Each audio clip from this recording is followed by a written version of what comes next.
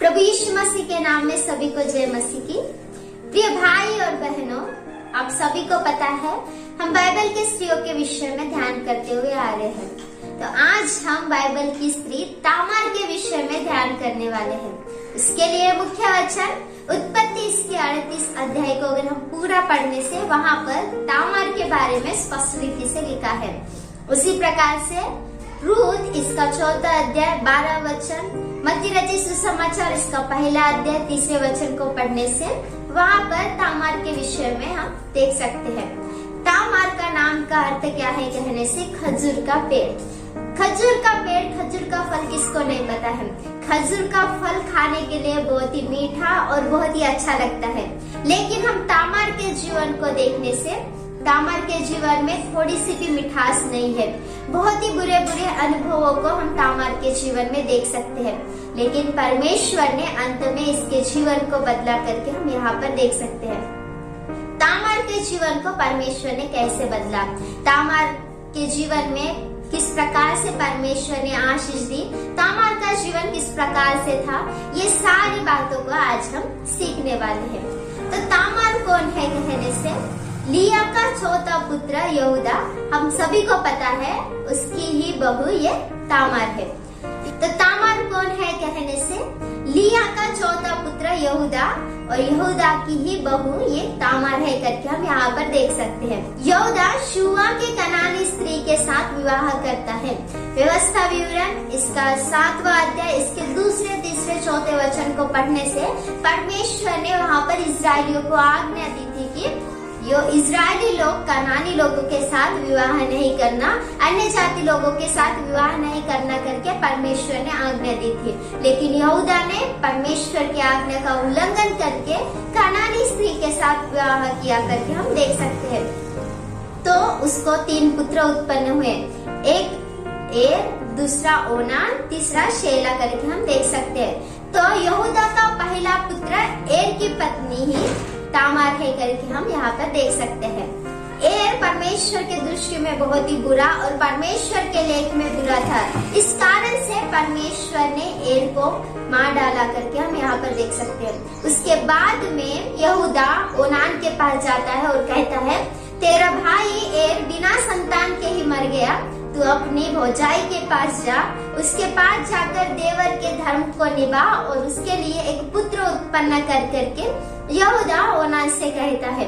अगर हम व्यवस्था विवरण इसका 25 अध्याय इसके 5 से 10 वचन को पढ़ने से वहाँ पर इस प्रकार से लिखा है, जब कई भाई संग रहते और उनमें से एक निपुत्र मर जाए तो उसकी पुत्री का विवाह परगोत्री से न किया जाए। उसके पति का भाई उसके पास जाकर उसे अपनी पत्नी कर ले और उसे पत्नी के भाई का धर्म पालन करे, और जो पहला बेटा उस स्त्री से उत्पन्न हो वह उस मरे हुए भाई के नाम का ठहरे, जिसकी नाम इजरायली में से कभी मिट न जाए करके वचन में स्पष्ट रीति से लिखा है। यहाँ पर हम देख सकते हैं कि बड़ा भाई मरने के बाद अगर उसको पुत्र नहीं जन्मे और बिना पुत्र के बिना संतान के अगर बड़ा भाई मर जाए तो उसके छोटा भाई अपनी भौजाई के पास जाकर अपने देवर धर्म को निभाकर उसके लिए पुत्र जन्म दे सकता है करके वचन में स्पष्ट रीति से लिखा गया है।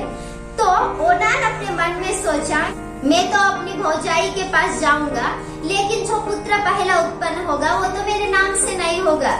इसलिए इस प्रकार से विचार करके वो तामार के पास जाता है और परमेश्वर के दृष्टि में पाप करता है। तो परमेश्वर को गुस्सा आकर परमेश्वर ने ओनान को भी मार डाला करके हम यहाँ पर देख सकते हैं।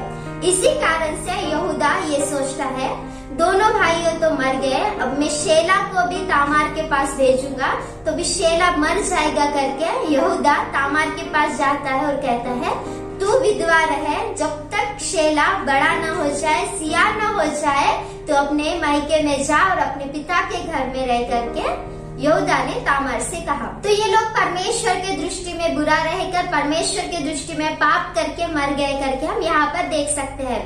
तो उदाहरण में अगर हम देखने से जब परमेश्वर ने इस संसार को देखा तो नूह के समय में नूह अकेला ही धर्मी परमेश्वर को दिखाई दिया। जब राजाओं के समय में परमेश्वर ने देखा तो दाऊद अकेला ही निष्कपट दिखाई दिया। और इसके बाद में नाइयों के समय को अगर हम देखने से परमेश्वर ने जब नाइयों के समय को देखा तो शमूएल अकेला ही विश्वास योग्य दिखाई दिया। तो आज आप किस प्रकार से दिख रहे हो?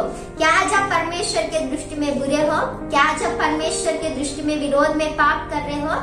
वचन में स्पष्ट रीति से लिखा है आज्ञा का उल्लंघन करना पाप है। लेकिन तामार के पतियों को अगर हम देखने से उन्होंने परमेश्वर के दृष्टि में बुरा किया और पाप करके परमेश्वर ने खुद उन्हें मार डाला करके हम यहाँ पर देख सकते हैं। इस प्रकार से अब तामार को कोई भी नहीं रहा। जिस प्रकार से यहूदा ने तामार से कहा था कि तू अपने घर में जा, अपने घर में पिता के घर में रह, तो तामार अपने पिता के घर में जाकर वहीं पर रहने लगती है। कई दिनों के बाद अगर हम देखने से यहूदा की पत्नी शुआ की बेटी मर जाती है। जब शोक के दिन बीतते हैं तो यहूदा अपने भाई ईरा अदुल्ला वासी के साथ मिलकर अपनी भेड़ बकरियों का ऊन काटने के लिए तिम्ना को जाता है। ये बात तामार को पता चलती है कि मेरा ससुर अपने भेड़ बकरियों का ऊन काटने के लिए तिम्ना को आया है। तो ये बात जैसे पता चलती है वो सोचती है अब शेला बड़ा हुआ होगा, सियान हुआ होगा, अब मेरा विवाह उसके साथ भी नहीं हुआ करके इस प्रकार से ये तामार सोचती है। इस प्रकार से ये अपने विधवापन के पहरावों को हटाकर घूंघट डालकर तिम्ना तक के ही मार्ग पर एर्नोन के मार्ग के फाटक के पास जाकर ये बैठती है।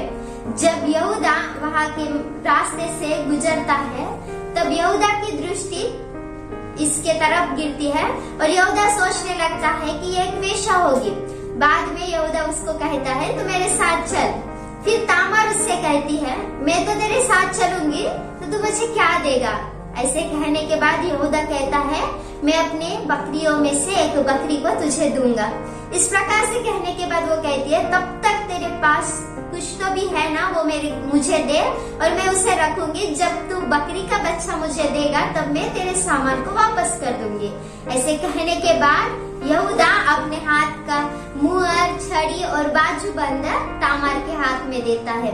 इस प्रकार से उसे देने के बाद यहूदा जिस प्रकार से उसे कहा था कि मैं घर में जाने के बाद तुझे एक बकरी का बच्चा वापस दूंगा, अपने मित्र के हाथ में उसके पास एक बकरी का बच्चा देकर भेजता है। जब उसका मित्र उस मार्ग पे आता है तो वहाँ पर वो नहीं दिखती है। नहीं दिखने के बाद वो सभी लोगों से पूछने लगता है कि यहाँ पर जो वेश्या बैठी रहती है वो कहाँ गई? ऐसे कहने के बाद वहाँ के लोग कहने लगते हैं नहीं, हमारे गांव में तो कोई वेश्या है ही नहीं, हमारे यहाँ पर कोई वेश्या बैठती ही नहीं। इस प्रकार से कहने के बाद 3 महीने के बीतने के बाद यहूदा को पता चलता है कि तामार गर्भवती है। जब यहूदा को ये बात पता चलती है वो उसे जलाने के लिए बुलवाता है कि मैं उसे मार डालूंगा करके। लेकिन जब वो बाहर निकलती है तो अपने ससुर के पास जाकर कहती है। यहाँ पर अगर हम दूसरी बात को देखने से तामार को अगर हम देखने से शारीरिक रूप से इसने गलती की, एक वेश्या का रूप धारण करके वहाँ पर बैठकर इसने गलती की। लेकिन अगर हम इसके बारे में पूरी रीति से देखने से इसने क्यों ऐसा किया होगा, अगर इसके बारे में हम विचार करने से देखिए, ये अपने पिता के घर में गई थी। अपने माता पिता ने अगर उनसे कहा होगा कि तू दूसरे के साथ विवाह कर ले तो उनके साथ वो विवाह कर सकती थी या दूसरे के पास जाकर वो अपने संतान को जन्म दे सकती थी। लेकिन इसकी उद्देश्य क्या थी, इसकी इच्छा क्या थी कहने से, अगर सच में तामार के जीवन में पाप का स्वभाव रहने से, पाप का विचार रहने से ये किसी और के पास में जाकर या किसी के पास में जाकर अपने संतान को जन्म देकर पाप कर सकती थी। लेकिन इसने नहीं किया। इसका उद्देश्य क्या है, इसके विचार क्या है कहने से, नहीं, यहूदा के वंश से ही मैं अपने संतान को जन्म दूंगी, यहूदा के वंश में ही मैं रहकर वहाँ पर उनके लिए मैं संतान को जन्म दूंगी करके इस प्रकार से तामार का उद्देश्य था। और मैं उसी के द्वारा आशीष को पाऊंगी, उसी के द्वारा उद्धार को पाऊंगी करके ये आशीष और उद्धार को ढूंढ रही है ये करके हम यहाँ पर देख सकते हैं। आत्मिक रूप से उद्धार को चाहा, आत्मिक रूप से आशीष को चाहा। ये क्या करती है, यहूदा के हाथ की छड़ी को मांगती है। छड़ी को अगर हम देखने से वो एक रिलेशनशिप, एक संबंध को जोड़ती है। वो संबंध वहाँ पर अपने यहूदा के साथ तामार संबंध जोड़ने के प्रयत्न करती है करके हम यहाँ पर देख सकते हैं। इस प्रकार से यहूदा के द्वारा ही तामार उद्धार में आई या बचा ली गई करके हम देख सकते हैं। उसी के द्वारा यीशु मसीह के वंशावली में तामार का नाम आया भी करके हम देख सकते हैं। मत्ती रचित सुसमाचार इसका पहला अध्याय 2-3 वचन को पढ़ने से वहाँ पर स्पष्ट रीति से लिखा है कि तामार यीशु मसीह के वंशावली में आई है।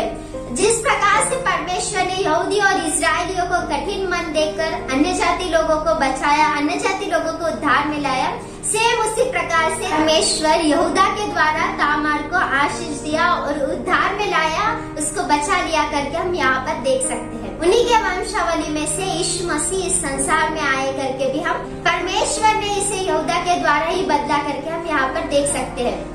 कई दिनों के बाद यहूदा अपने मित्र के हाथ में बकरी का बच्चा देकर उसी मार्ग पर भेजता है। जब उसका मित्र उस मार्ग पर आता है, वहाँ पर उसी वेश्या दिखाई नहीं देती है। तब वो कुछ बाजू के लोगों से पूछता है कि यहाँ की वेश्या किधर गई। ऐसे कहने के बाद वहाँ के लोग कहते हैं, यहाँ पर तो कोई वेश्या है ही नहीं, यहाँ पर कोई वेश्या बैठती नहीं। ऐसे कहने के बाद वो वहाँ से चला जाता है। लेकिन जब 3 महीने बीतते हैं तो यहूदा को पता चलता है कि तामार गर्भवती है। ये सुनने के बाद यहूदा तामार को जलाने के लिए उसे बुलवाता है। जब वो बाहर निकलती है तो अपने ससुर के पास में जाकर कहती है, देख ये मुहर और बाजूबंद और ये छड़ी किसकी है। ऐसे कहने के बाद यहूदा तुरंत पहचान लेता है कि वो चीजें उसी की थी। तब तामार कहती है, ये चीजें जिसकी है उसी के द्वारा मैं गर्भवती हुई।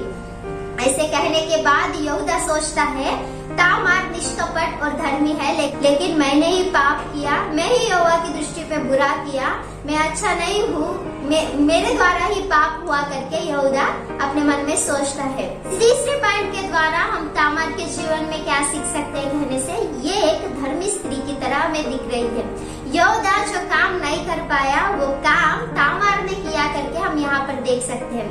तो इसीलिए परमेश्वर ने इस प्रकार से इसके जीवन में आशीष दिया और परमेश्वर ने इस प्रकार से तामार को बचा लिया और उद्धार दिया करके हम देख सकते हैं। पहले तो इसका जीवन बहुत ही बुरा और बहुत ही बुरे अनुभव के साथ था, लेकिन लास्ट में परमेश्वर ने उसे उद्धार दिया और परमेश्वर ने उसे बचा लिया और यीशु मसीह के वंशावली में इसके नाम को रखा करके हम यहाँ पर सीख रहे हैं। सचमुच परमेश्वर प्रेमी स्वरूपी है। अगर परमेश्वर के पास कोई भी पापी जाकर पश्चाताप के साथ प्रार्थना करता है तो परमेश्वर सभी को क्षमा करता है। हम सभी के लिए, हमारे पापों के लिए, हमारे श्रापों के लिए परमेश्वर ने अपने इकलौते पुत्र को स्वर्ग से इस संसार में भेजा और यीशु मसीह हमारे पापों के लिए मारे गए, गाड़े गए और तीसरे दिन फिर से जिंदा उठे। और जिसके अगर हम उसके नाम पर विश्वास करें तो हमारे लिए अनंत जीवन है। जो यीशु मसीह पर विश्वास करते हैं, विश्वास करने वालों के लिए उद्धार है।